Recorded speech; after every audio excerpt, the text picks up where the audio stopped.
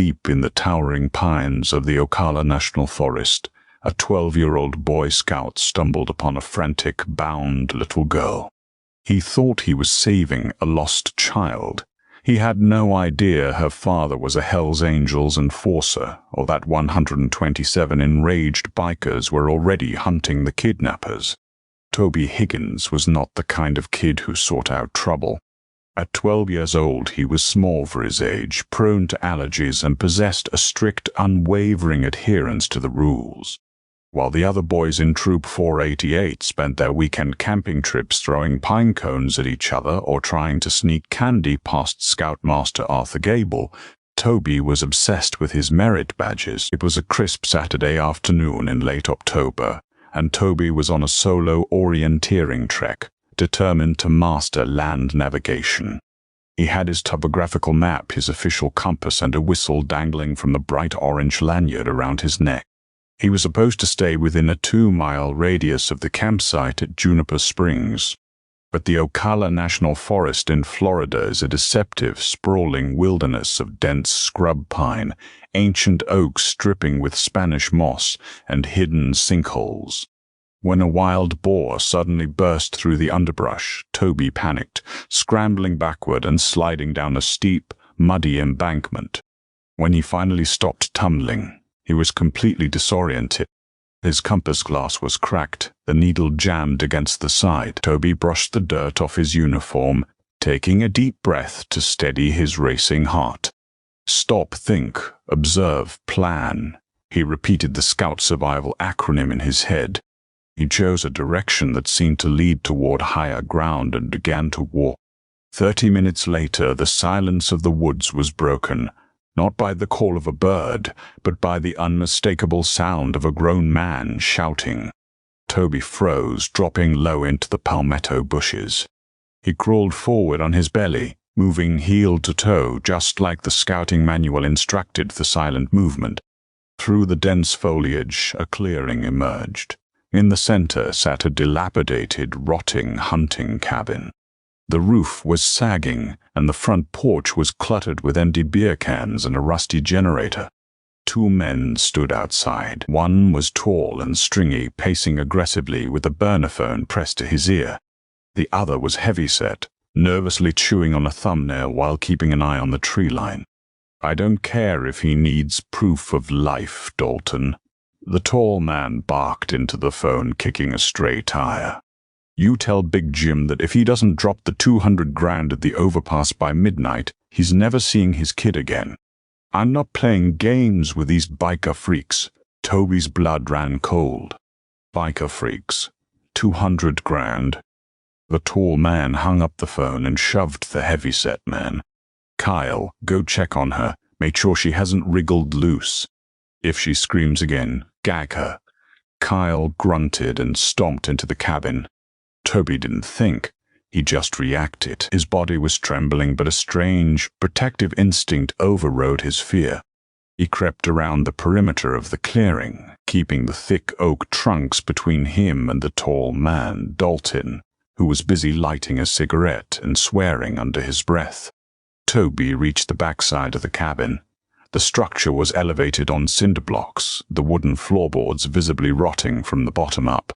He noticed a small, glassless window near the back corner, covered only by a torn piece of wire mesh. Cautiously, Toby pulled himself up and peeked inside. The interior smelled of mildew and stale smoke. In the center of the dusty room, tied to a heavy wooden chair with thick industrial zip ties, was a little girl. She looked no older than 8. Her blonde hair was matted with sweat and dirt, her tear-stained face pale with terror. She was wearing a tiny denim vest over a pink t-shirt. Kyle was standing over her, checking the plastic restraints around her wrists. "Keep quiet, kid," he muttered, not entirely unkindly, but with a nervous edge. "Your daddy pays up, you go home. Just don't make a fuss." Kyle turned and walked back out the front door, letting the screen door slam shut behind him. Toby knew he had a window of maybe 2 minutes. He pulled his official scout pocket knife from his belt. He used the blade to pry the loose staples out of the wire mesh on the window. The wood was so rotten it crumbled easily. He squeezed his small frame through the opening, dropping silently onto a pile of old burlap sacks. The little girl gasped, her eyes going wide. Toby immediately put a finger to his lips. "Shh," he whispered, creeping toward her. "I'm a Boy Scout. I'm here to help." He could see the plastic zip ties biting deeply into her wrists, cutting off the circulation. The thick plastic was tough. "I'm gonna cut these, but you have to stay perfectly still," Toby whispered. The girl nodded furiously, tears welling in her eyes again. Toby wedged the small blade under the tight plastic, angling it away from her skin. He sawed back and forth. Snap. The first tie broke. He quickly moved to the second. Snap. Her hands were free. She rubbed her reddened wrists, letting out a stifled sob. "What's your name?" Toby whispered, quickly moving to cut the ropes around her ankles. "Madison," she whimpered. "Maddie." "Okay, Maddie." "My name is Toby. We have to go out that window, right now. Can you climb?" Maddie nodded. Toby helped her up, boosting her through the small window. Just as Toby was pulling himself up to follow, the heavy footsteps of Kyle sounded on the front porch.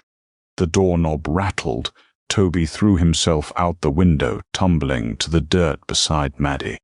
Inside the cabin, a second of dead silence was followed by a panicked, roaring shout. "Dalton, she's gone." "The brat is gone. Run," Toby hissed. He grabbed Maddie's small hand, and the two children plunged headfirst into the darkest, thickest part of the Ocala swamp, leaving the screams of the kidnappers echoing behind them. Toby and Maddie ran until their lungs burned and their legs felt like lead. They tore through briar patches that snagged their clothes and waded through ankle-deep muck that smelled of sulfur. Toby knew that running in a straight line was a mistake. Grown men with longer strides would easily catch them. Instead, he used his scout training, forcing them to zigzag, occasionally walking backwards through mud to confuse their tracks, and crossing a shallow, icy creek to wash away their scent. Finally, as the late afternoon sun began to dip below the canopy, casting long, menacing shadows through the forest, Toby pulled Maddie into the hollowed-out base of the massive, ancient cypress tree. They collapsed in the dirt, gasping for air. Maddie was shivering violently, despite the humid Florida heat. Toby took off his scout uniform shirt and wrapped it around her shoulders, leaving himself in just his white undershirt. "Thank you," Maddie whispered, her voice trembling. "They took me from my front yard. I was just riding my bike." "The police are going to find us," Toby said, trying to sound braver than he felt. He opened his survival kit, taking out a small tube of antiseptic to dab on her raw wrists. "We just have to hide until morning." Maddie shook her head, her eyes dark and serious. "The police won't come. My daddy doesn't talk to the police. He says they're useless." Toby paused, the antiseptic tube hovering in the air. "What do you mean? Those men said they wanted $200,000 from your dad." "Who is your dad?" "His name is Jim. Everyone calls him Big Jim," Maddie said proudly, though her lip quivered. "He's the sergeant-at-arms for the Hells Angels, the Orlando chapter. Those men who took me, they used to work at one of Daddy's auto shops. They stole money and Daddy kicked them out. This is them trying to get back at him." Toby's jaw dropped. Even at 12, living a sheltered life, he knew what the Hells Angels were. He had seen documentaries with his dad. They were an outlaw motorcycle club. They were massive, heavily tattooed men who rode loudly and lived by their own set of brutal rules. He had just rescued the daughter of one of the most dangerous men in the state. "Daddy will find us," Maddie said with absolute certainty. "I left my lucky jacket in the dirt near that cabin. He put a tracker in it. He told me he always knows where I am." Meanwhile, 50 miles away at a fortified compound in Orlando, hell was breaking loose. Big Jim Gallagher stood at the head of a massive wooden table inside the Hells Angels clubhouse. He was 6'5", built like a brick wall, his arms covered in sleeves of ink, a heavy leather cut resting on his broad shoulders, adorned with the notorious death head patch. His face, usually a mask of calm, menacing authority, was pale and contorted with a father's rage. Dalton's phone call had been a fatal miscalculation. Dalton thought he was dealing with a frightened father. He forgot he was dealing with an army. They got her at the Ocala perimeter. Jim barked to the room, his voice a gravelly rumble that silenced the dozens of men around him. He slammed a tablet onto the table. A red dot blinked on the digital map. That idiot Kyle dropped the burner phone, but her jacket tracker pinged right here at an abandoned hunting lease off Route 19. They want money. They ain't getting money. They're getting us. A man named Jax, the chapter president, stood up, pulling a heavy steel chain from his belt and wrapping it around his knuckles. How many we taking, Jim? Every single one of us, Jim growled. Within 10 minutes, the gates of the compound swung open. The sound was deafening, a synchronized, thunderous roar of heavily modified V-twin engines. 127 Hell's Angels rolled out onto the highway in a massive, staggered formation. It was a terrifying, awe-inspiring sight. Traffic parted like the Red Sea. State troopers sitting on the median saw the mile-long convoy of leather, chrome, and fury, and simply lowered their radar guns, knowing better than to intervene.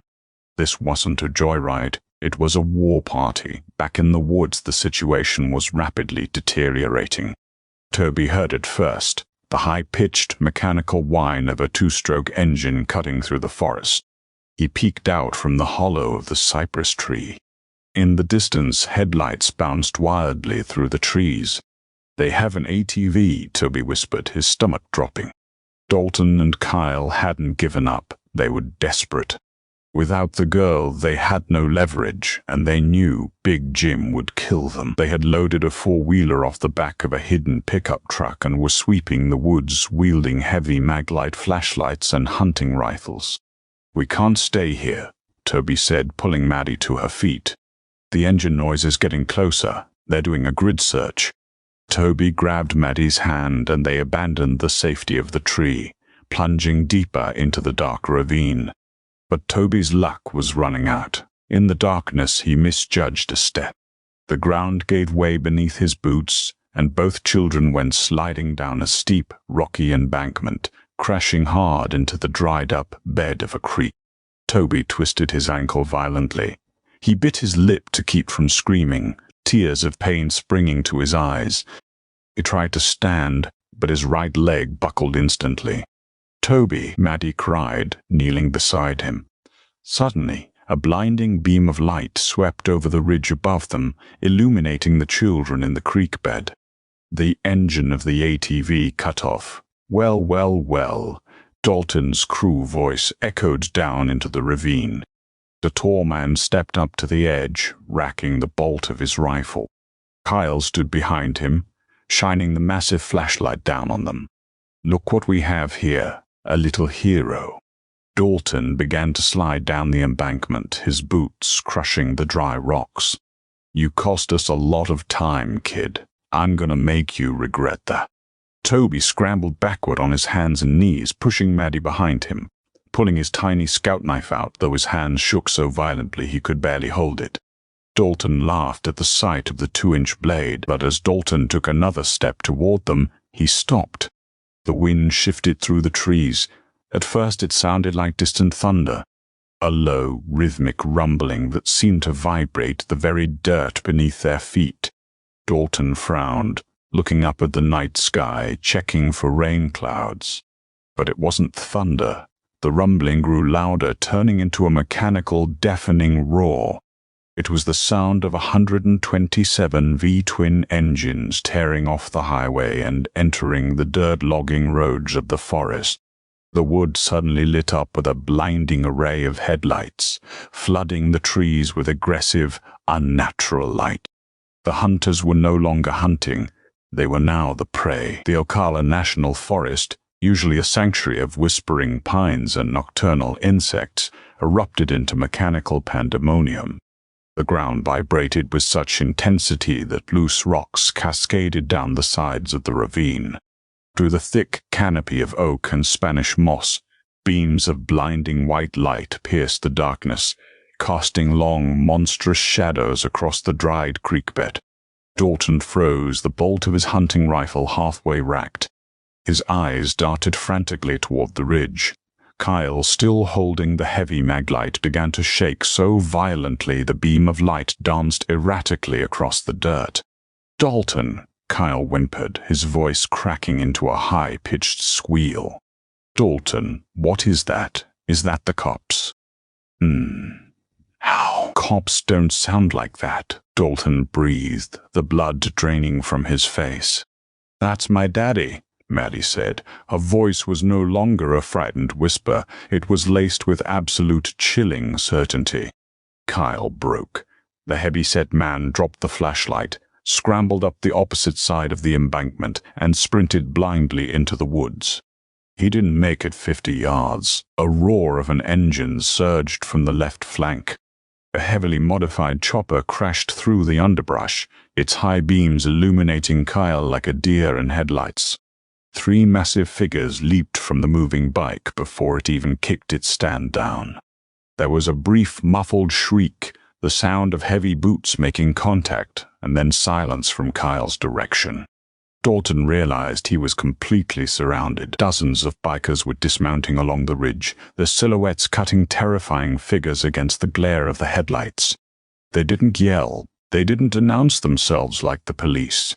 They moved with a terrifying, synchronized, predatory silence, forming a solid ring of leather, denim, and steel chains around the perimeter of the ravine. Panic overtook Dalton's meager sense of logic. He lunged forward, dropping his rifle to grab Maddie, desperate to use the little girl as a human shield. Toby didn't have time to think. His ankle screamed in agony, but the scout motto, "Be prepared," echoed in his head. As Dalton's hands reached for Maddie, Toby grabbed the bright orange lanyard around his neck. He shoved the official Boy Scout whistle into his mouth and blew with every ounce of air in his burning lungs. The sound was a piercing, ear-splitting shriek that cut through the rumble of the idling engines. It was so loud and unexpected that Dalton flinched, his hands instinctively flying to his ears, leaving himself wide open. That split second was all it took. A shadow detached itself from the ridge and descended into the ravine with the force of an avalanche. It was Big Jim Gallagher. The sergeant-at-arms didn't use a weapon. He didn't need one. He hit Dalton with the momentum of a freight train, driving the tall man backward into the dirt. Dalton's head snapped back. But before he could even register the impact, Jim's massive tattooed hands gripped him by the collar of his shirt, lifting the kidnapper entirely off the ground. "You took my blood," Jim roared, the veins in his thick neck bulging. It was a sound of pure, unadulterated paternal fury. Jim threw Dalton against the trunk of a fallen cypress tree. Dalton gasped for air, raising his hands in a pathetic surrender. Jax, the chapter president, slid down the embankment right behind Jim, casually swinging a heavy steel wrench. Jax didn't say a word. He just stepped up to Dalton and delivered a single crushing blow to the man's kneecap. Dalton's scream echoed through the woods, immediately silenced when another biker shoved a dirty bandana into his mouth. The threat was neutralized in less than 40 seconds. Big Jim turned away from the trembling, broken kidnapper. He dropped to his knees in the dirt, the terrifying aura of the Hell's Angels enforcer instantly evaporating. He held his massive arms out. "Daddy!" Maddie cried. She ran to him, burying her face into his leather cut.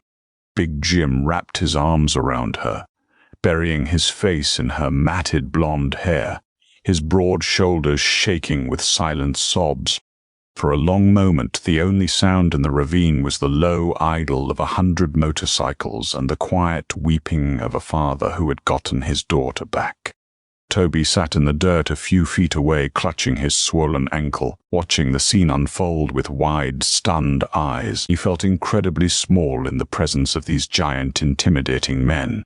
After a minute, Big Jim pulled back, checking Maddie's face, wiping the dirt from her cheeks with his thumbs. He noticed the red, raw marks around her wrists. His eyes darkened again, darting toward the tied-up Dalton, but Maddie grabbed his chin, forcing him to look back at her. "I'm okay, Daddy," she said. She turned and pointed a small finger at the boy sitting in the dirt. "He cut the ties. He got me out the window. He fought the bad man." Big Jim slowly stood up. He turned his imposing frame toward Toby. The rest of the bikers' men with names like Dutch, Clayton, and Buster fell completely silent, their eyes locked on the 12-year-old boy in the torn, muddy scout uniform. Big Jim walked over to Toby, his heavy biker boots crunched against the dry rocks. He towered over the boy, blocking out the glare of the headlights. Toby gulped, instinctively trying to push himself backward, but his injured ankle flared and he winced, staying put.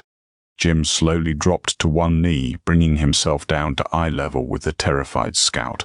Up close, Toby could see the intricate tattoos crawling up Jim's neck, the heavy silver rings on his fingers, and the profound exhaustion in his eyes. "What's your name, son?" Jim asked, his gravelly voice surprisingly gentle. "Toby, sir," the boy stammered. "Toby Higgins, Troop 488.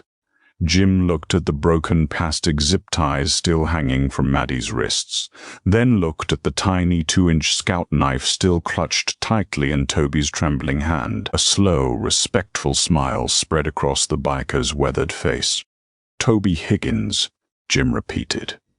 He reached out a massive hand and gently rested it on Toby's shoulder. "You got more heart than any man I've ever met. You saved my world tonight. The angels don't forget a debt, ever." "My ankle," Toby managed to squeak out, pointing to his rapidly swelling leg. "I think it's sprained." "Boone." Jim barked over his shoulder. A colossal man with a thick red beard and a leather cut covered in military patches stepped forward. Boone had been an army combat medic before joining the club. He knelt beside Toby, pulling a professional-grade trauma kit from a saddlebag slung over his shoulder. "Let's take a look, little brother," Boone said softly. His rough, calloused hands moved with surprising delicacy. He checked the mobility, confirmed nothing was broken, and expertly wrapped the ankle in a thick, elastic bandage, securing it with medical tape. "You're gonna live, kid. But you ain't walking out of these woods."